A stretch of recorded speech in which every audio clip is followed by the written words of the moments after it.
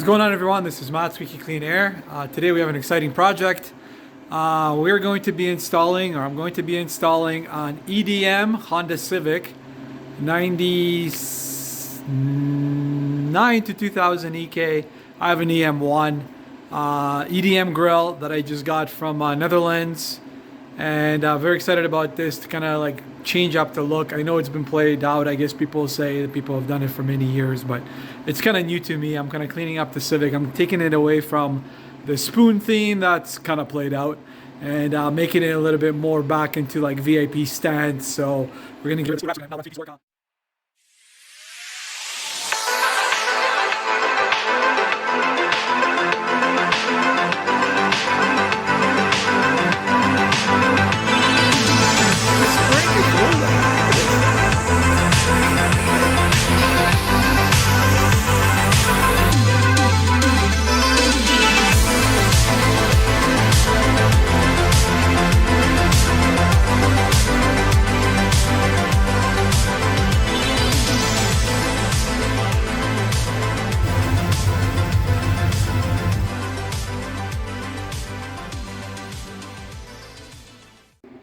All right, so here it is. Here's the Type R, I guess you could say, front grill. We're going to be removing that, and we're going to be installing this guy right here. And I also snagged up some EDM mirrors, manual adjustment mirrors. I don't want the powered ones. But here's the EDM grill. I cleaned it up a little bit. It's in pretty decent shape. I can't wait to sort of do a little bit more of a nicer restoration on this once it's mounted onto the bumper, but I'm quite excited for this. It's a little bit different. Obviously, most of you guys know that the H emblem is kind of incorporated into everything, and it just looks a little bit different, but I think it's going to add a little bit more of a personality to my car. I know these are pretty cheap to get, but they're getting a lot more rare, and I kind of like it. I kind of want to add a little bit more of a VIP aspect to the EM1. Kind of more stance. I don't want to kind of do the blend spoon kind of track style, because I don't know, man, I'm tired of that. Everybody's doing that kind of thing because it's cheap and cheerful, right? So I want to kind of do a little bit different. But yeah, here we go. Fancy. The EK has sustained some damages over here. I kind of locked the brakes and I kind of hit a wall. Thank God nothing happened. Like, these headlights are still in mint shape. I kind of hit it over here and I was saved by the rebar. It did mess up my lower control arm, though, pushed everything back. And the upper control arms, I had some Blux Racing adjustable control arms, obviously. This one was toast. So this one now is running, I had True Hard lower control arms, adjustable lower pillow ball arms. Now this one is kind of running just stock OEM lower control arm. That one still, the other side still has a True Hard OEM lower control arm. Fuck, it's kind of like a hybrid here with different suspension parts. But both of the upper control arms have been changed, simply because I don't want to run a camber arm on one side and one that's not cambered here. So basically, I just made it all so it's all pretty much factory camber with no adjustments. I'm probably going to eventually change them up. And so at least both of the sides are equal. I did sort of like a homemade alignment with camber, with toe plates, and it's fine. The caster was terrible because of the sustained hit over here. It kind of moved the whole wheel back because it bent the lower control arm, and the upper control arm as well was bent. So those are now nice. Now the caster is back into spec. Toe is pretty good. The camber is somewhat even on both sides, obviously, because it's OEM spec camber and it's on bag. So it when it airs out, it cambers in, so everything's fine. But this bumper sustained scratches, so I kind of sent it as best as I could. And I'm by no means a professional wrap guy, so you can actually kind of see scratch here. I got lucky, to be honest with you, because I kind of locked it up at 50 kilometers an hour. So when I got out of the car, I thought I'm going to the car's toast, but it's not. Everything is pretty mint. I put it up on the lift and double checked it, so we're good to go. Thank God, because I love this car. This car is true to my heart. I'm a true Honda enthusiast, but I just have so many projects on the go and working on other people's cars. But anyways, so there you go. There's like a little amazing wrap. Patch job. Oh my goodness! One of my goals in the bucket list is to learn how to wrap properly. I'm getting better, but this is by no means an example of my wrapping abilities. But it's kind of matched. This thing is wrapped with Nardo Gray from from Avery, so that's pretty dope. But we're probably going to be rewrapping it something more funky because Nardo Gray's kind of played out now. But yeah, so that's a little bit of an update on that. But we're going to be removing this. I have it just mounted with these suckers, and as you guys know, that a lot of these have issues because they come from when you buy the kit, they come with rubber, but the rubber has a tendency to harden up and cracks and it breaks. So a poor man's fix is basically use a big zip tie and zip tie them together. I know it's not super attractive, but it kind of is what it is. And I don't mind these so much on Civics and other builds. But I know a lot of people are like, well, you want to keep it clean, but at the point, I like it to keep it functional. So it's there, but we're going to remove these.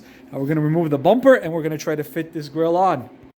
All right, so this bumper is off. I guess when I have it up here, I could probably rewrap it. I could probably do a way better job than what I did here with these patches. And most likely just do a nice cut here and probably a half cut here, and then just kind of focus on wrapping the top section. Shouldn't be too hard if I go over here and then kind of just pull it up without stretching it too much. Maybe this corner is going to give me a little bit of a headache. I don't know. I don't know if I feel like it. Probably not. That's okay. Anyways, so this is the grill. I'm gonna hold on to this grill. These grills are getting a lot more rare.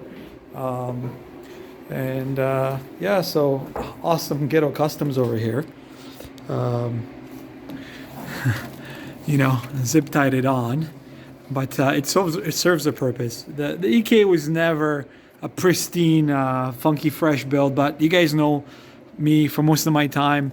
I'm not really interested in super uber clinical builds. I drive my cars, and they're not good from far and far from good. They're nice and clean. I keep my cars clean, but they're never uber super fantastic and super clean. So yeah, you'll kind of find maybe a zip tie here and there, but we're gonna pop these zip ties off and remove the grill. This is an aftermarket grill. Trying to find an OEM Type R grill. Good luck to that, or an SIR grill. Good luck on that these days. 2022 almost. We're November 4th today. It's almost impossible to do. So I had this is a replica one that I bought for 29 bucks out of California. It looks really good. I mean, it's an amazing replica, but unfortunately it doesn't fit perfect. So we had to kind of use a zip tie mod, but we're going to pop the zip ties off and we're going to try to fit the OEM grill and see how we go. So there's the side-by-side comparison right here. I must admit that the Type R grills are super clean.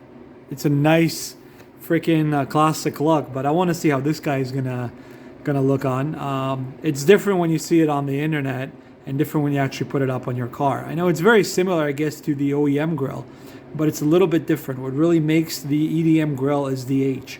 That age is just, that's like the icing on the cake. So, but here's a side-by-side comparison.